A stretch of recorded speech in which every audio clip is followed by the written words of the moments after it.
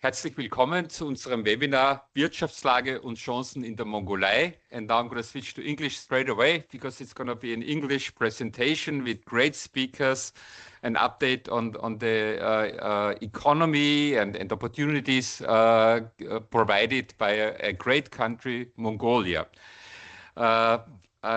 We have some very distinguished speakers with us, and the good thing is, they will provide you not only information on Mongolia, but the idea is also to show you the network that us, the Austrian Federal Economic Chamber, with our office here in Beijing, that also covers Mongolia, have in Mongolia. Lots will be told about Mongolia, but from my point of view, it's a country which we really admire. So much has been happening in the last 30 years.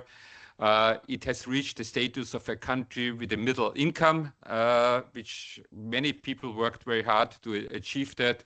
Also this year will be some economic growth again, really expected.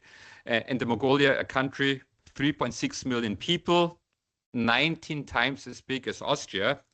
They really have close relationships, of course, with their big neighbors, which are China and Russia. But that's also what we saw last year when the Austrian federal president, Mr. Alexander von der Bellen, paid Mongolia the first state visit of an Austrian president ever. This was like in last May. And it showed there's lots of affection, lots of support. The Alexander is also Mongolia considered the third neighbor. They want to reach out to us, and we really felt so welcome. So no wonder not only official agreements were signed, especially for concessional loans, soft loans to realize some good infrastructure projects and in the mining sector, but it really showed that Mongolia and Austria, we want to work together. And some partnerships were already established last year. But I am also very happy to see that in our webinar today, we also have, existing good partners and hopefully also some new partners. Just some basics about this webinar. We're gonna record the first part of the webinar, so apologies if it's a little bit more formal. And you can only communicate at the moment with the Q&A for all our participants. Because we also want to provide others who don't have the chance today to participate the content of the first part. But then I really hope that in the second part, we have some discussions and it's going to be more informal to see, your questions, your opinions, and we have some great speakers with us who will provide great replies to you. You will receive, all participants will receive the copies of all the presentations that are shown. We will send them to you and also the contacts, so you will have a chance to continue the network as well. And today's webinar is also to advertise a little bit, our trade mission to Mongolia. If you get inspired by Mongolia, June 15th to 17th, there will also be a trade mission, an Austrian trade mission, to see Mongolia yourself and meet our great partners.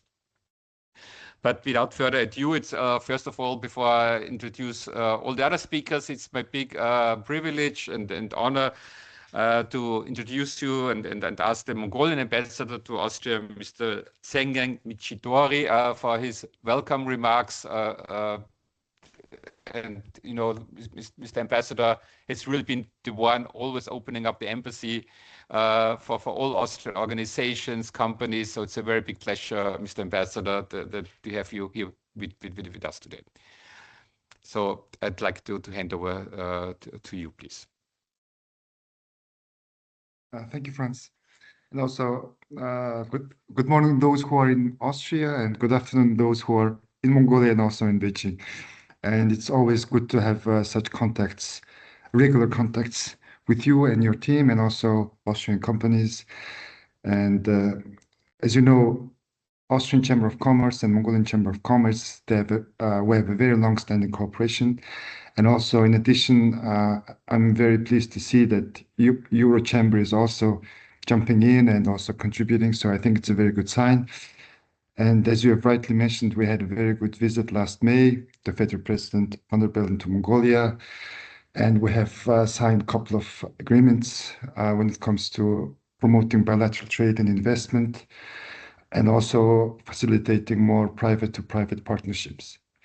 And also, it's I'm pleased that we're going to have the Joint Commission in June, together with the trade mission from Beijing and from Austria to Mongolia, where you meet your counterparts and also to touch base and to see the country for yourselves. And I think Mongolia is a country that you really understand when you're there, especially when you're geographically we are a bit far, but nevertheless, you will really understand Mongolia when you visit and see the country and also to meet with the people. So I think I would encourage and also ask the Austrian companies, please be part of that trade mission this June. And from the embassy side, we would facilitate whatever we can do to support you and your work. And I think that for the last couple of years, we have established, or we have already established, a very good working mechanism. And I think there are also other additional government-to-government mechanisms involving private sectors and also universities and research institutes, not only limited to concessional loan, but also to add more value and promotion of private-to-private partnership, and also between the universities and research centers. And all in all, I think we're on a good track, but of course, there are always room for improvement. So from our side, we would be happy to facilitate and support your endeavors and also our colleagues in Ulaanbaatar as well. So thank you, and hope to see you soon. Yes. Thank you, Mr. Ambassador. You see the friendliness and open embassy door really expressed as well. So we will want to know, where is the Austrian ambassador to Mongolia? That's also located here in Beijing, Mr. Wolf-Dietrich Heim. He is a very good excuse why he's not here with us today. He can't be with us because he's in Mongolia himself. So in Ulaanbaatar, he's handing over his credentials at the moment to the president of Mongolia. So he's also officially accredited.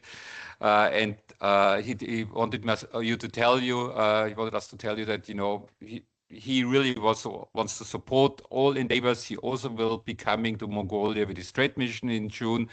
So he's been a regular already since he arrived here, and there's so much more potential. And he is also, besides business, which he very much supports, he also sees potential, of course, in culture, education, and tourism. These are also very big fields, you know, where we all together as a joint team, you know, Austria-Mongolian joint team, want to work on.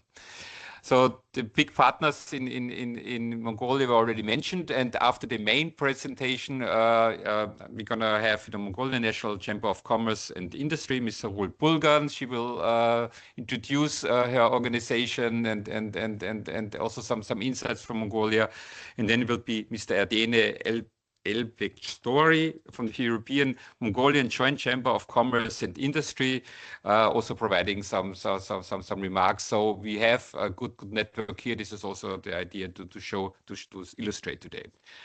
Okay, but before we dive into networks, it's a big pleasure now to introduce you to our main speaker, the longest part of the program, to really introduce opportunities in Mongolia. And we have in the European Bank for Reconstruction and Development, a bank that's very, very active in Mongolia, many projects in many different sectors.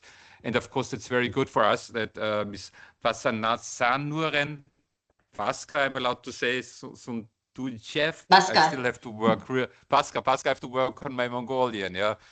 Really, but Paska, that's much easier. Paska, you know, that EBRD office in Ulaanbaatar is ready to share their insights, what they see really on grounds from projects being realized. So that's going to be the main presentation, and then we are going to have two shorter presentations, and then it's going to be Q&A. Q&A, yeah, please also feel free at the moment in the F&A part on your screen on top level, or under Q&A, please already type in questions. We're going to address them in the second part of this webinar. But let's start first. Paska, the floor is yours. Thanks so much for being with us today. So, and you will guide us through the slides. Okay, thank you. Thank you, Franz. Okay, hi everyone. So first of all, thank you for all your Austrian companies' interest in Mongolia. So I have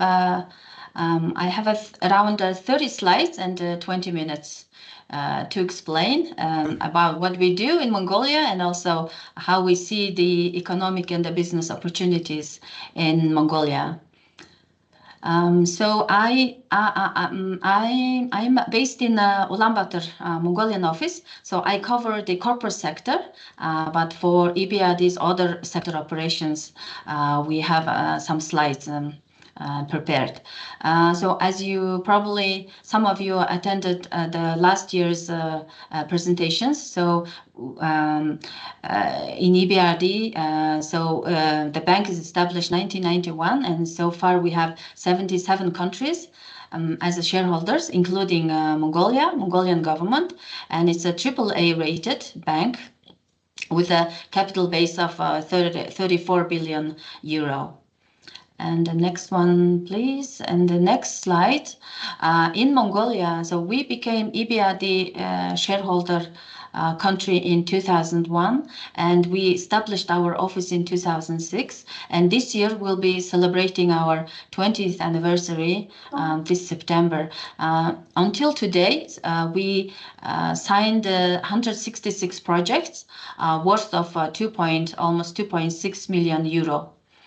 Investments, and out of this amount, 89% is in the private sector. So until 2018, we were 100% private sector investor in the country, and starting from 2018, we are working with the government or cities on the infrastructure or energy related projects. In the right hand side on the pie chart, you see our portfolio in sectors. So as you see, 54% is in the industry, commerce, and agribusiness sector, followed by the 26% of sustainable infrastructure and 21% of financial institutions. And in the next slide, next one, please. We prepared the Mongolia's key economic data. So last 3 years we had a good GDP growth. So last year we reported 6.8% of growth, and year before was 4.9, and in 2023 was 7%. And last 2 years, Mongolia's credit rating increased by 2 notch. So you see the results on the screen, and inflation rate was last year was 7.5%, and current monetary policy rate is 12%. And also country reached its historic highest level of international reserves at $7 billion USD. And if we look at the real GDP growth, so last year the highest sector growth was in the agriculture sector of 33%, and followed by mining of 10.6% and manufacturing of 10%. Okay, next slide, please. Next one. So in the corporate sector, we start with agribusiness sector. So these are the sectors I am responsible for. So we here briefly present 4 main products in the agricultural sector: meat, wheat, flour, beverages, and cashmere products. So you see all in this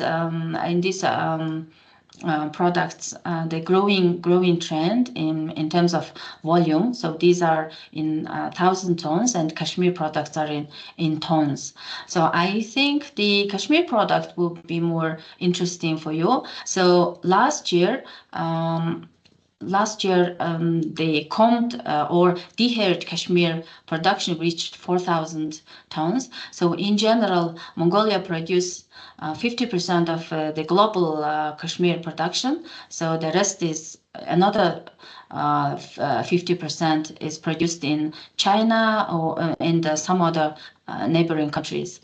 And so this is also a good increase compared to the previous years.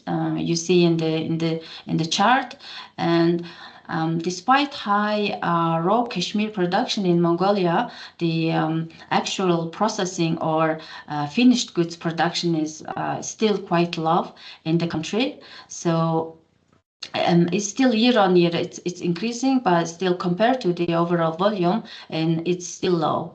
And also maybe meat sector could be also interesting. So that's also have a growing trend in terms of beef and horse meat production.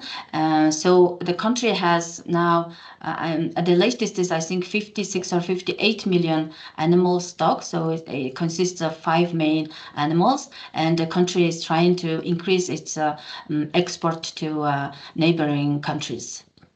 Okay, next slide, please.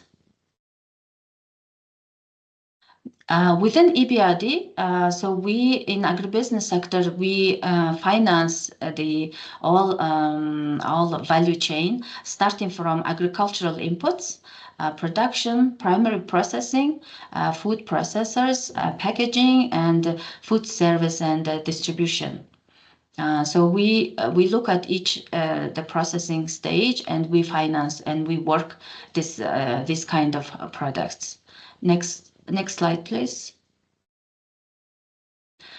In Mongolia, however, we work in certain subsectors within agribusiness.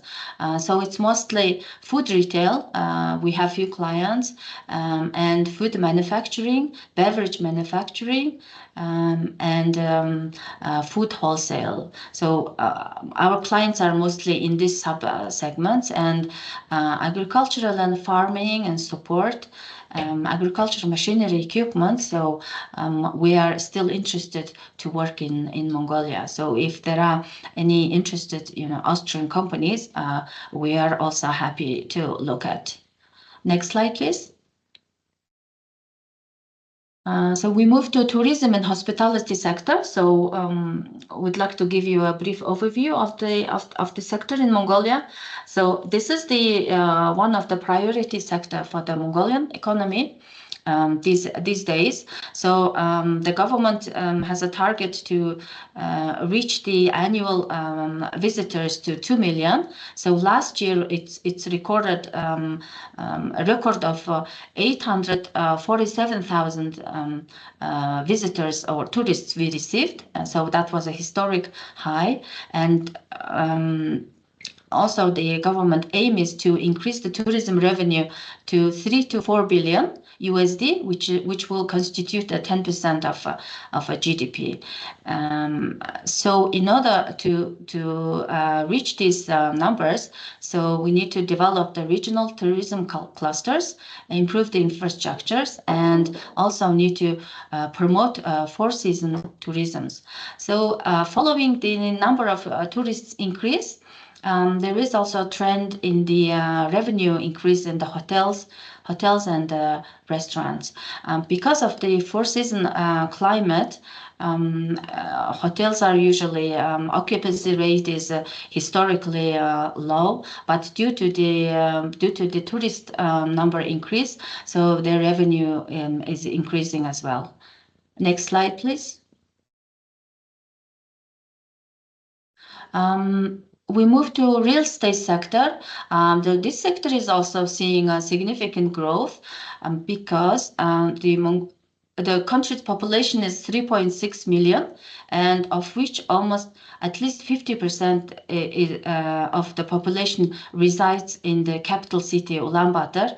And out of these people, at least half of it still live in a traditional Ger district. Therefore, the demand for residential property is quite high, and also prices are increasing year on year. So as of December last year, average for apartments, average price per square meter stood at $1,400 US dollars. So housing prices are increasing, and also other type of properties demand is also increasing. So by 2029, the market is projected to reach 58 billion US dollar, of which residential real estate will dominate. So that's the expectations. And there is also increasing demand for the affordable housing because, as you said, majority of the population still live in the scare district, which is like small cottages or traditional felt tents people are still living. So those people need to move into the affordable housing. So that's why government is initiating the subsidized loan scheme and also own sponsored access to mortgage financing. Next slide, please. In general, within EBRD, so you see the regional exposure of EBRD's financing.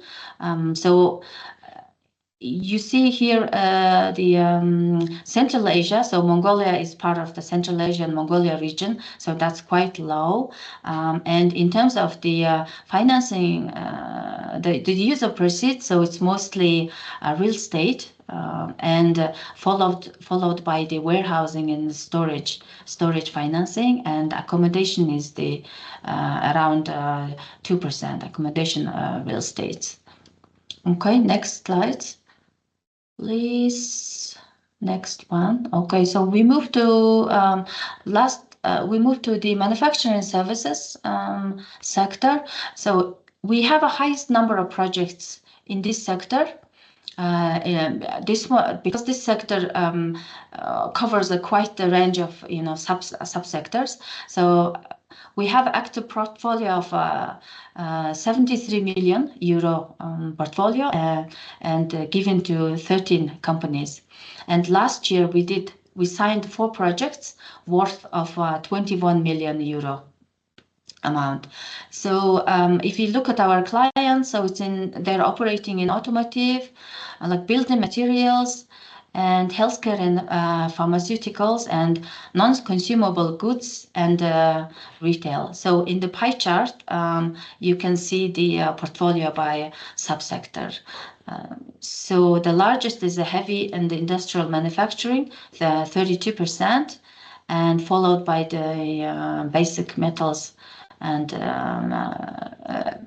basic materials and the manufacturing. Okay, next slide, please. So here, this slide also might be interesting for you. So we put here some of our manufacturing service clients who are well-known brands and the group companies in the country. So if you are also interested to put in touch with these companies, so we're happy to help. And some cases of our financing. For example, Nomi Holding, Hamburg Day, and Tavanbog Group. So we provided these financings, and we listed here the use of proceeds. So as EBRD, we can finance both the capital expenditures and as well as the working capital needs of the private companies. Next slide, please. Okay, so in the mining sector, quick snapshot. So it now produces 26% of the GDP and 85% of exports and 81% of FDI this sector brings. And right now the issued mining licenses is 1,771 and exploration licenses is 1,031. And these mining licenses and exploration licenses are only 1.2% of the country's territory for the mining license and 3.3% of the territory for the exploration licenses, which means there are a lot of potentials for Mongolia to develop this sector. Next one, please. I have 2 more slides on this showing the resources, mineral resources of Mongolia. So you see on the Mongolian map where the resources, mostly known resources located, and on the right-hand side, so we listed the proven reserves for main minerals like copper, coal, iron ore, gold, zinc, fluorspar, uranium, and crude oil. Next one, please. So here you see key commodities and potential of critical minerals. So each year, the first chart shows the Mongolia's mineral resource exports. So last 2 years were kind of stable, but before that it was always increased. And some notable company names we also listed here for coke and coal, copper, crude oil, and gold. And on the right-hand side below, you see the potential for critical minerals. So we listed here some potential. So we believe so we have this good reserves of these critical minerals as well. Next one, please.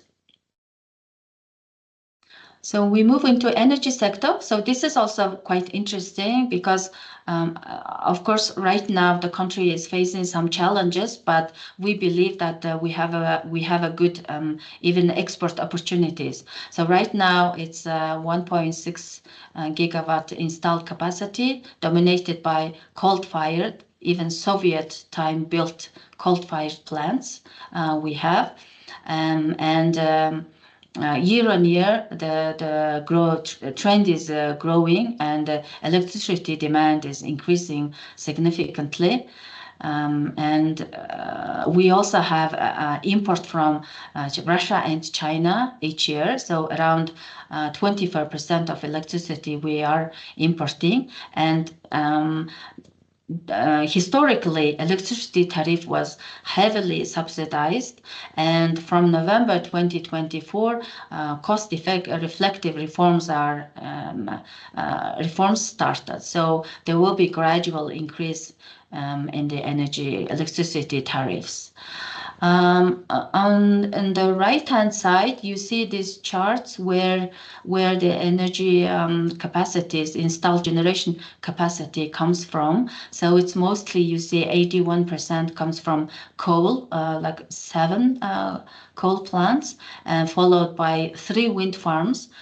So by the way, EBRD financed all these 3 wind farms. So that's followed by solar resources and small hydro resource we have. Okay, next slide, please.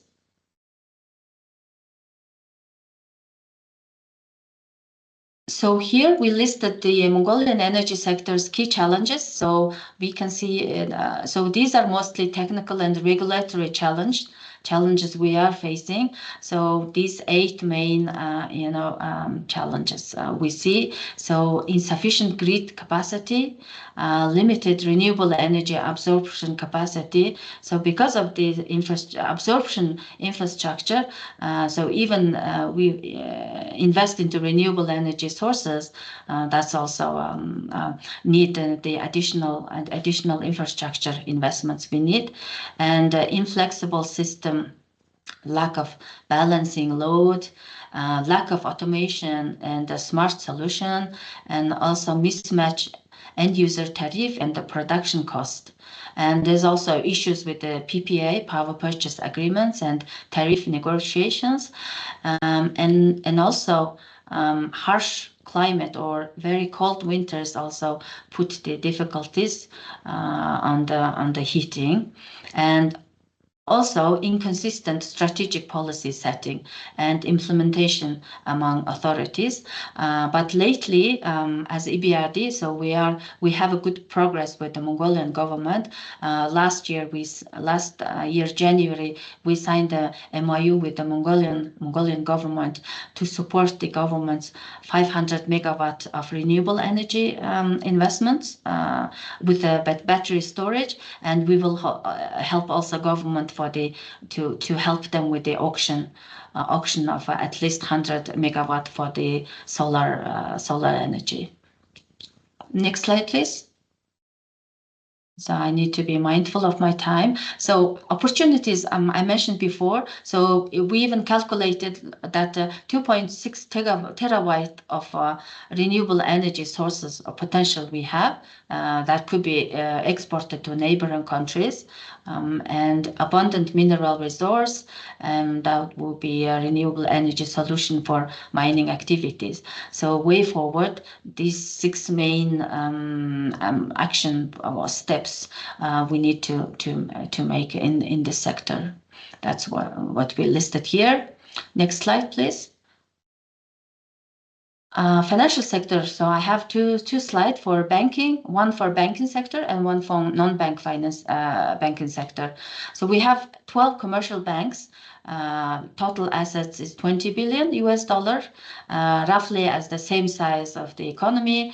And we have 5 systemically important banks, and they have 88% of total banking assets. And since 2023, those 5 banks are now had IPOs on the local stock exchange.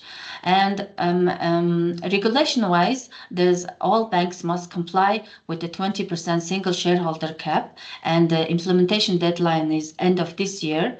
But this deadline faces also challenges because of the ongoing political tensions and some insufficient depth of the local capital market. So all systemic banks have several large owners who need to dilute their stakes. So in terms of the international financial institutions, EBRD and the IFC are shareholders at Hasbank, and state participation in the banking sector is quite limited. Only one bank, State Bank, accounting for 7.9% of the total banking assets. So State Bank is owned by the government, 94%. And last year, banking assets grew by 19.6%, and NPLs, losses remain at still low at 5%. So systemically important banks still demonstrate strong profitability, and their ROE ranges from 16 to 25% last year. Next slide, please. So in the non-bank financial sector, we see also growing trend last 2 years. So asset grew by 27%, reaching 2.6 billion. And so that will be equivalent of 10% of Mongolian GDP. And NBFI's loan portfolio also grown by 25%, reaching 2.1 billion. And there's also interesting trend. Digital loans continues to increase, with 31% of loans issued digitally, and 90% of the borrowers utilize the digital channel. And this also led to 62% of increase in number of fintech borrowers. So in this sector, we have total 575 licenses given to NBFIs, and of which 549 is locally owned, and 83% is operated in the capital city, Ulaanbaatar. Okay, next slide, please. Okay. So this is the last part, so I'll finish quickly. So access to finance from EBRD. So what EBRD can finance is if the companies are located in the economy where EBRD works, and with a good prospect of being profitable, and have a good decent equity contributions in cash or in kind from the project sponsor, and also if the project benefits the local economy, and also the company and the project satisfy with the EBRD's environmental standards, as well as the standards of the host country. So we're ready to look at those kind of products. And what we cannot finance is any defense-related activities, tobacco industry, substances banned by the international law, and the gambling facilities. And also, in addition, we may not finance certain products or processes due to their environmentally harmful nature or adverse impact if cannot be adequately mitigated. Next one. Slide, please. So this should be the last one. So you see here our 4 main products. So we can directly lend to the companies, and also we can do risk sharing facility with the local banks, and we do also equity, but that's quite a small portion of our total financing. So equity is around 10% of what we do in Mongolia. So it's mostly direct lending and risk sharing facility lending, and we do also guarantees to local commercial banks. And our minimum financing amount is 1 million euro, and for direct lending, its minimum should be 5 million euro, and the financing tenor is on average is 5 to 7 years, and we require we have a like average requirement of what the banks ask from the clients. We do need some securities, and for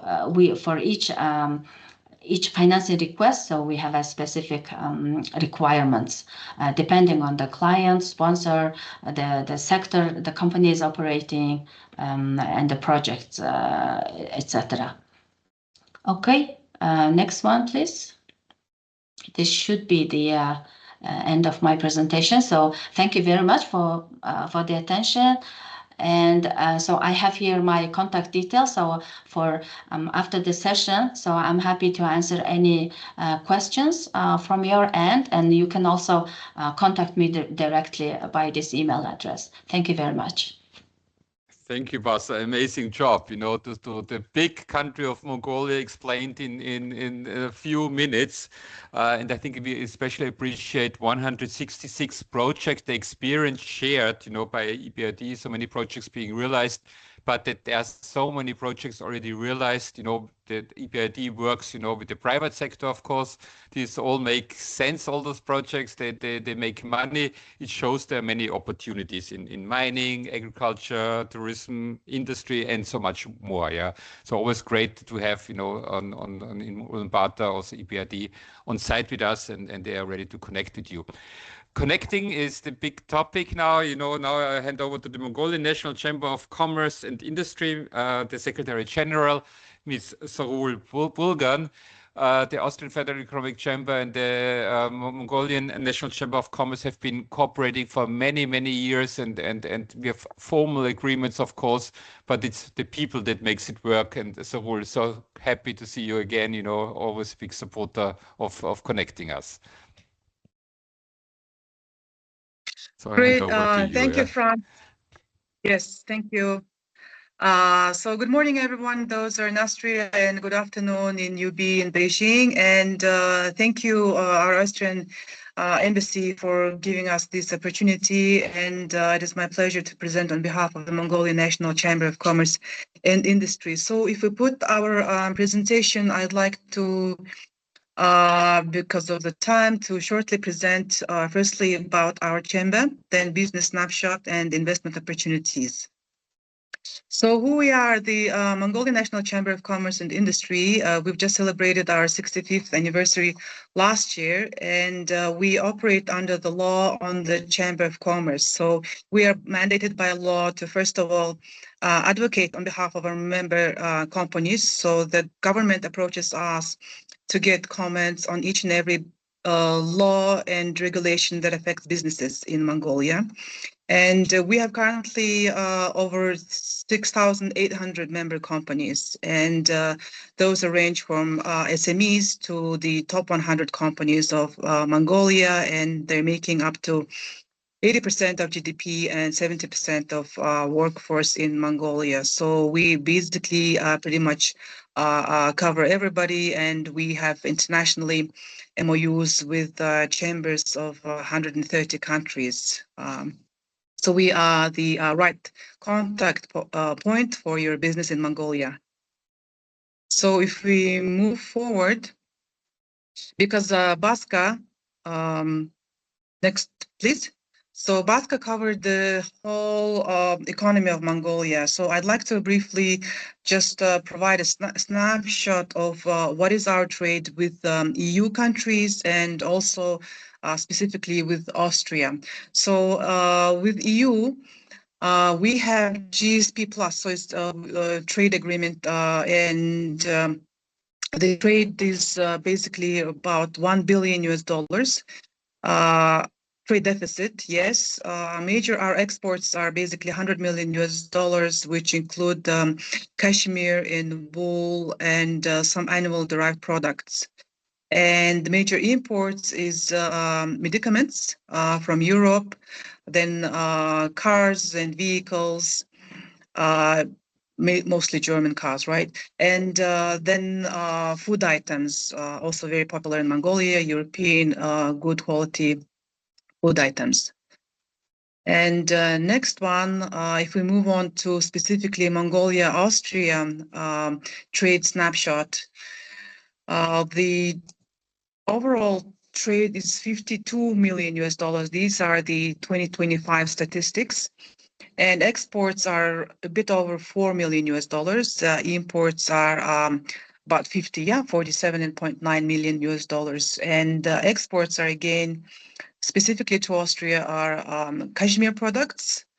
We have certain points of sale of Mongolian cashmere in Vienna, and then also some animal-derived products. And major imports are motor vehicles, some medical equipment, food items.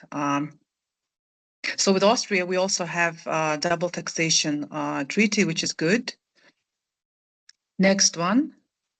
So, and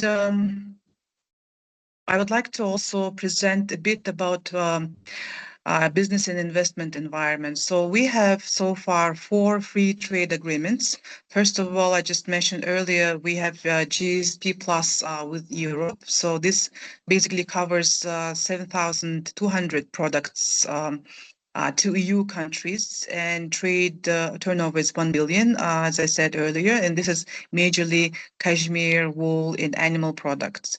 And FDI from Europe to Mongolia has been about 16 billion over the years, meaning over the past 35 years, since we transitioned to a free economy. Also, another free trade agreement we have with Japan. The total trade turnover is 1.2 billion. Majorly, this is imports from Japanese vehicles, and export mostly again cashmere and wool products. And FDI from Japan has been about $1 billion US over the years. Another trade agreement we have with Asia Pacific countries, which includes Korea, China, India, Bangladesh, Laos, and Sri Lanka, and most of the trade really happens with China and Korea under this treaty. And total trade turnover with these countries has been about $20 billion US. Again, this is mostly China. And lastly, we've signed last December 12th an agreement with the Eurasian Economic Union, but major trade goes on with Kazakhstan and Russia. Other countries with this union are Belarus, Kyrgyzstan, and Armenia. So here the trade turnover is $3 billion US, but over 2 billion is basically fuel coming from Russia, and exports is 110 million US, which is mostly meat and meat products, and a bit of cashmere and leather as well. So tax environment, from doing business report, the World Bank, Mongolia is considered to be a country below average in corporate tax rates. About 10%, and then we have 2 levels, 25% if the income goes above 6 billion MNT. And tax stabilization certificate can be obtained for big projects, for example, big copper mine in Mongolia. So if you invest more than 145 million US dollars, then a stabilization agreement can be reached. So as I mentioned, double taxation treaties in out of 27 EU states, we have a double taxation treaty with Austria, Germany, France, Hungary, Czech Republic, Poland, Bulgaria. Also, this agreement is also with the UK and Switzerland, but those are not EU countries. And investment protection and promotion agreements also with 44 countries. So what are the projects? I mean, there are Austrian companies, as Franz mentioned, working with Mongolian companies, but the government also invites international investments in the scope of PPP to invest in 24 big projects, so on. Next slide. 24 big projects. And also the Ulaanbaatar city municipality also has announced 24 big projects. And if any of the companies here or Austrian companies who would like to get connected with the municipality regarding these 24 mega projects and national level 14 mega projects, we'd be very happy to connect to the relevant people. For example, the municipal projects are handled by my former colleague who used to work at the Chamber of Commerce. She's now a head of department responsible for developing these projects. So we'd be very happy to connect and to answer to any inquiries our Austrian companies have. That's it. Thank you very much and look forward to more discussion later on. Thank you so much. Sarul, last year we also had, together with Sarul, this Austrian-Mongolian Business Forum with the state visit, and it was just really so much amazing. The network they have, it really showed, and there were so many connections being built. Thanks, Sarul, always for being so available to all Austrian companies and businesses. Now we move to the European Eurochamber Mongolia, Erdene, El also very close to us, and we both, you can see the network.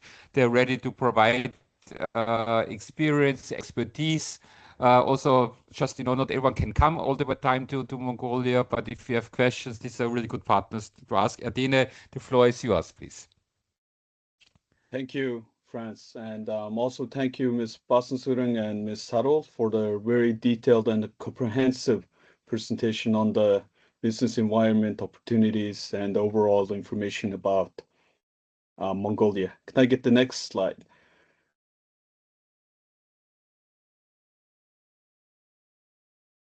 Well, again, it's my pleasure to be here with you today. And first of all, I would also take this opportunity to thank Advantage Austria for their partnership and continued support in promoting Mongolia to the Austrian private sector.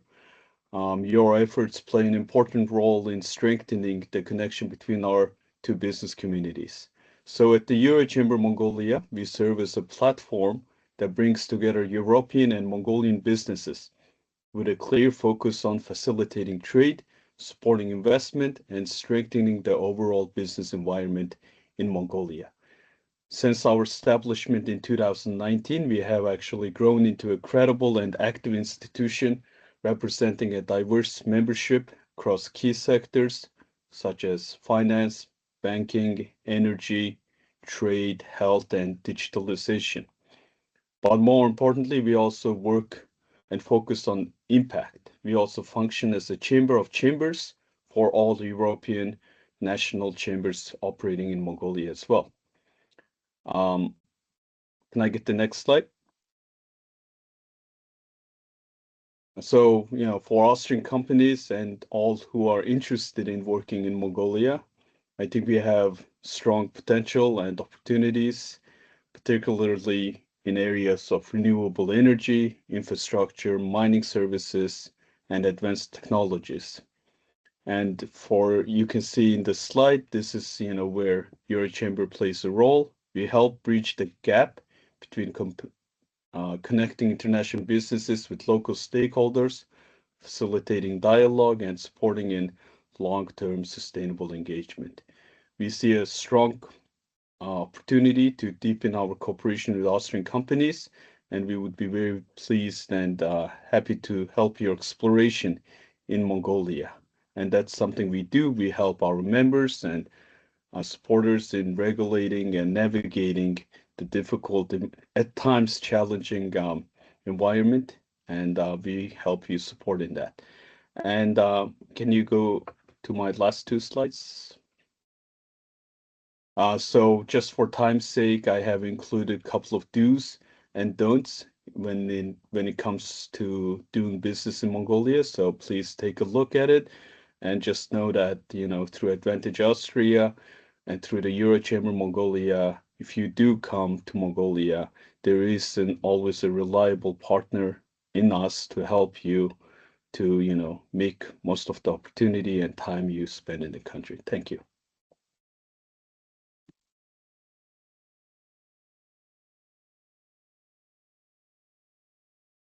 Thanks so much, Dane. So we will share all the slides with of all the speakers with you. There's much more in there. There's never enough time, of course, to conquer such a huge, to deal with such a huge country with so many opportunities. We're gonna come now to the Q&A part, and with that, first we stop now the official record.